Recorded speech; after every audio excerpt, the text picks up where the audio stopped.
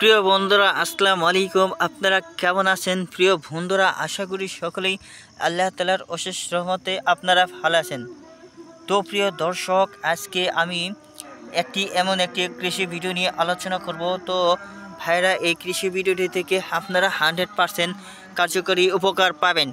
তো তার কারণ হচ্ছে, প্রিয় ভাইরা, প্রিয় বোনেরা, আপনারা যারা কপির চারার বীজ রোপণ করতে চান, তাহলে কিন্তু এই কপির বীজ যেমন তেমনভাবে রোপণ করলেই হবে না। তো ভাইরা, তার কারণ হচ্ছে এই এই কপির বীজগুলো রোপণ করতে হয় খুবই যত্ন সহকারে, খুবই সাবধানতার মাধ্যমে। তার কারণ হচ্ছে, যদি আপনারা ভালো ফলন করতে না পারেন, তাহলে কিন্তু আপনাদের পরিশ্রম বিফলে যাবে। তো ভাইরা, আমি সেজন্য বলবো, আপনাদের পরিশ্রম বিফলে যাওয়ার আগেই আপনারা আমাদের এই ভিডিওটি সম্পূর্ণ দেখেন। আমরা কিন্তু গ্রামগঞ্জে বসবাস করি, ফলে আমরা সহজেই বলে দিতে পারি গ্রামগঞ্জের কৃষকেরা কিভাবে অতি সহজেই তারা ফুলকপির চারাগুলো চাষাবাদ করতে পারে।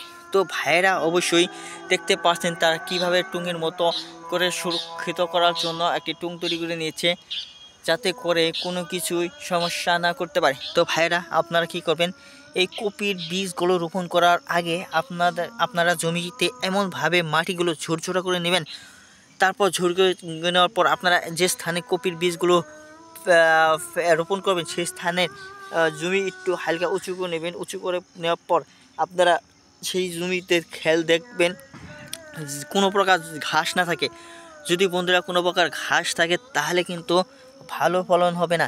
তারপর বন্ধুরা, সেই জমিতে আপনারা যেরকম ফুলকপির বীজ রোপণ করতে চান, তেমন বীজই কিনে আনবেন বাজার থেকে, দোকান থেকে। এবং কি, আপনারা যদি কৃষক আমাদের সাথে যোগাযোগ করেন, তাহলে আমরাই কিন্তু আপনাদের কাছে পৌঁছে দিতে পারবো।